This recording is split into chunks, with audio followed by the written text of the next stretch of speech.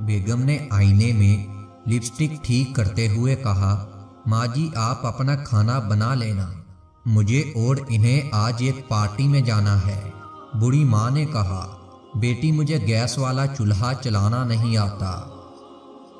تب بیٹے نے کہا، ماں پاس والے دربار میں آج لنگر ہے، تم وہاں چلی جاؤ، کھانا بنانے کی کوئی نوبت نہیں آئے گی۔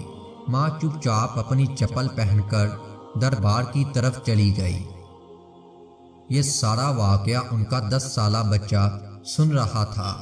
راستے میں اس نے اپنے پاپا سے کہا، ابو میں جب بڑا آدمی بن جاؤں گا تب بھی میں اپنا گھر کسی دربار کے پاس ہی بنواؤں گا۔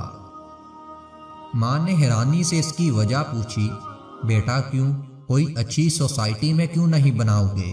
تو اس بچے نے جو جواب دیا اسے سن کر اس کے ماں باپ کا سر شرم سے نیچے جھک گیا۔